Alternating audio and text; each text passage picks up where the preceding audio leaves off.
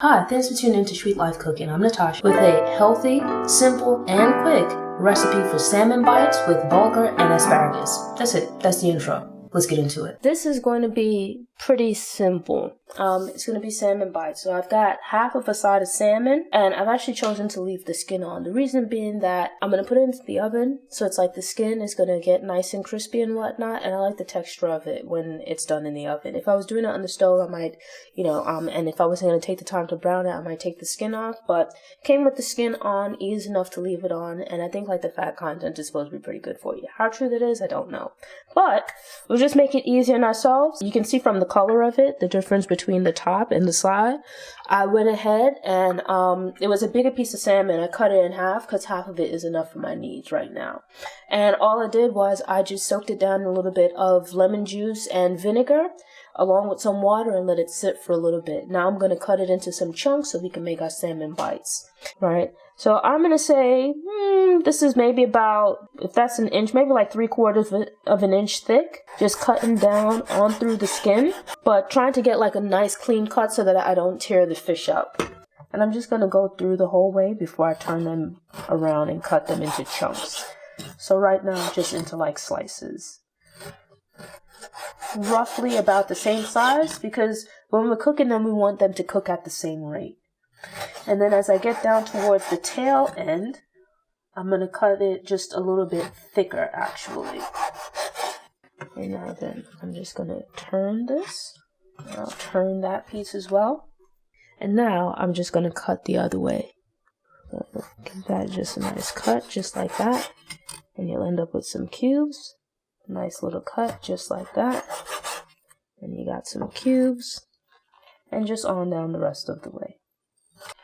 And this I'm now just going to put into a bowl because we're going to season them. Here's our salmon. And what I'm going to do now is just season this up and let it sit for a little bit before I pop it into the oven. And this is just going to be like a really nice, easy dish that you can put together. I'd say you can make this after work. You get in, let's say you stop at the store, you buy some salmon. You can just rinse it down with a little bit of lemon and vinegar. Let it sit for a few minutes, cut it up. And then we're just going to put this onto a sheet pan and put it into the oven. So it's a nice, easy dish. You can make it with like a little bit of rice, some farro. I made that a few weeks ago. It's really good. But this here, I'm going to actually make with a little bit of bulgur. Just to kind of switch up the carb. But really, you can do whatever you want. Every time I go to the store, I check the condiment aisle and look to see like what sauces do they have that look interesting. The reason being that I might make, chicken thighs frequently or chicken breasts frequently or, fish or something like that. But I find like I can use maybe the same cooking method, but by adding a little bit of this or adding a little bit of that, you can change the flavor substantially. So recently I went to the store and they had a sale on GU's sugar-free sauces, and I got like quite a few of them. The stuff that stood out to me, they were like $2 a pop. So I got some of those. And then a few months back in January, it was my grandmother's birthday. She passed away a few years ago, and I decided to make some steaks. And I bought like Kinder's, this, like truffle butter steak sauce or whatever it was, and put it on some vegetables, put on the steak. It was really good. And so since then, I've like looked at other sauces of theirs and tried a few things out. So I'm going to actually season this very simply. I find salmon doesn't really need a lot of seasoning, but we want to have something good yet still. So my foundation is, I'm going to start out, so a bit of seasoning salt, pop that on there, some black pepper. This is the sugar-free orange ginger marinade. I try to be mindful of how much sugar I'm adding to things or how much sugar I'm consuming, and part of that is looking for added sugar in different items that I might use, like packaged and prepared foods. So I was actually pleasantly surprised to find this, which doesn't have any sugar. It's sodium isn't too bad, and there's no added sugar, right? So you get a lot of flavor, but without it being particularly unhealthy. So just going to drizzle a little bit of that over it. And this is the orange ginger marinade. And then I wanted to have like some garlic flavor. I could certainly use some minced garlic, but I feel like this creamy roasted garlic sauce, I'd be able to get it on there, really get it nicely mixed in and whatnot, and get some good flavor. So we'll just give just a little drizzling of that. All right. And then last but not least, this is the first time that I've actually purchased this sauce, which is the honey hot sauce. And I've been hearing about hot honey and whatnot and wanting to try it. So I went to the store yesterday actually and picked it up. And you can see I'm opening it now. Let's see how it tastes. Tastes like honey, a little bit of kick, a little bit of spice, not too overwhelming, slight bit of like a vinegary taste in there. But it's not overly sweet and it's not overly spicy either. So good addition.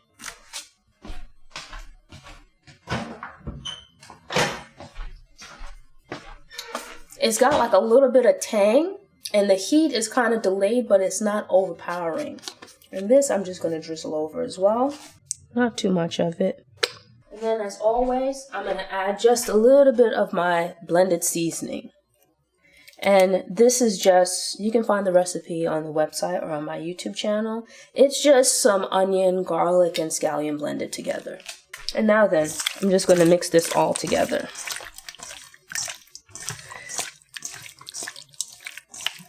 I'm just going to let it sit for a half hour or so. In the meantime, I'm going to get the rest of my stuff together. So I'm going to get my bulgur onto the stove. I'm going to get my asparagus set up. I'm going to get my pan lined with some foil and just get ready to put this into the oven.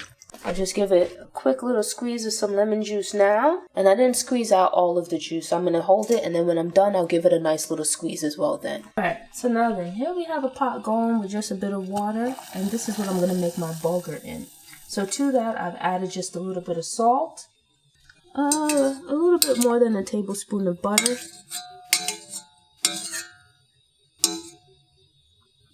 And I'm just going to let the butter melt a bit.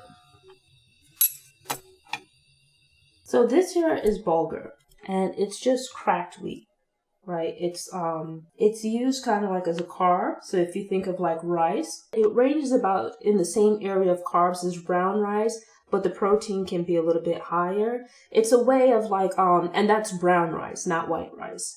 And it's really just a way of like switching up your carbs. So like you're not eating just rice. It has like a good amount of dietary fiber, a good amount of protein. So compared to some other carbs that you might use, this could be a better bargain for you, or really just a way to switch things up a little bit.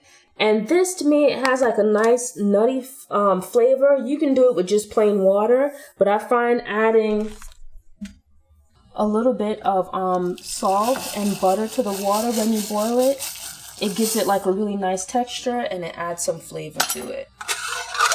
So with that, I'm just going to give that a stir, and it really doesn't take much of any time to cook either. Just give it a nice little stir. Alright, so here we have our asparagus. If you can get fresh, great. This here is actually some frozen asparagus, just as good. And I'm just going to drizzle this over with a little bit of canola oil. It'll just help the seasoning stick to it. We're not doing anything too crazy.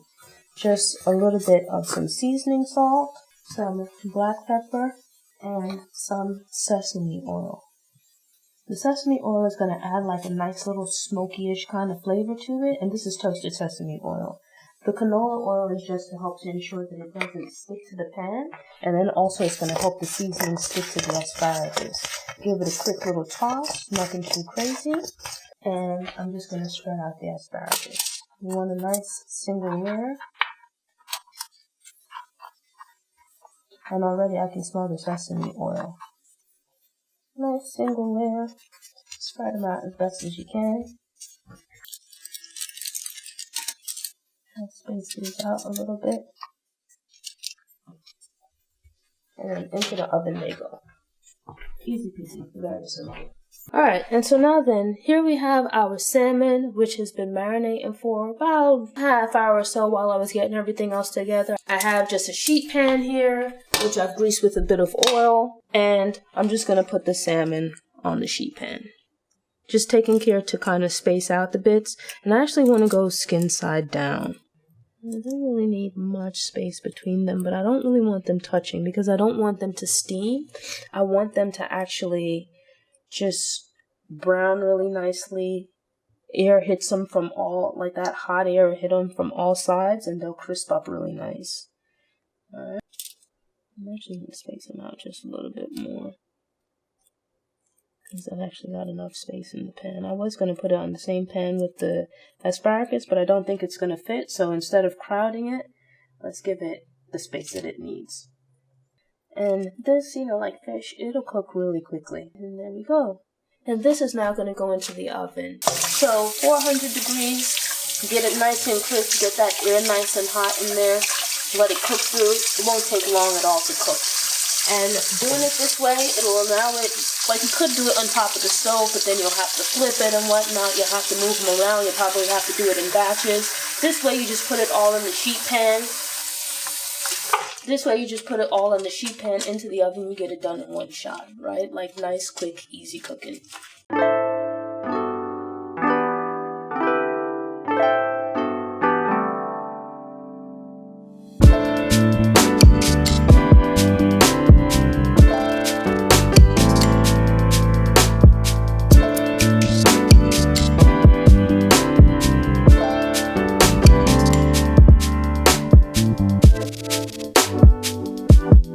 Thanks for tuning in. To ensure you don't miss any episodes, subscribe to the channel, click the notification bell, and check out my cooking at home playlist. Go ahead and click that thumbs up button if you like what you saw, and go ahead and share it on social media.